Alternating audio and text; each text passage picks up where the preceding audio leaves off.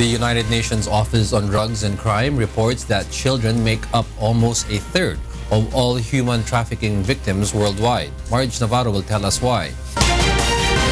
The United Nations Office on Drugs and Crime, or UNODC, in its latest global report on trafficking in persons, states that almost a third of all human trafficking victims worldwide is made up of children, adding that women and girls comprise 71% of human trafficking victims. Trafficking persons is happening everywhere.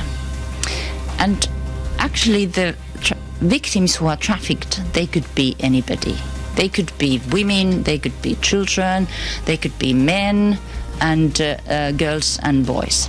The report found that while women and girls tend to be trafficked for marriages and sexual slavery, men and boys are typically exploited for forced labor in the mining sector as porters, soldiers, and slaves. While 28% of detected trafficking victims worldwide are children, in regions such as Sub-Saharan Africa, Central America, and the Caribbean, children comprise 62 and 64% of victims respectively. This year's report includes a thematic chapter focusing on the connections between trafficking in persons, migration, and conflict.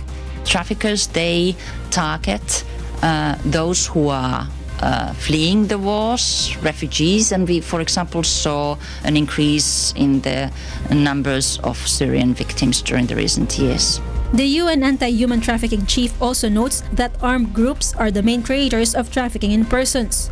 Data included in the report revealed that trafficking in persons and regular migration flows broadly resemble each other for some destination countries in different parts of the world. Factors that increase vulnerability to human trafficking during the migration process include the presence of transnational organized crime in the country of origin and the person's socioeconomic profile. Marje Navarro, UNTV News and Rescue, Philippines.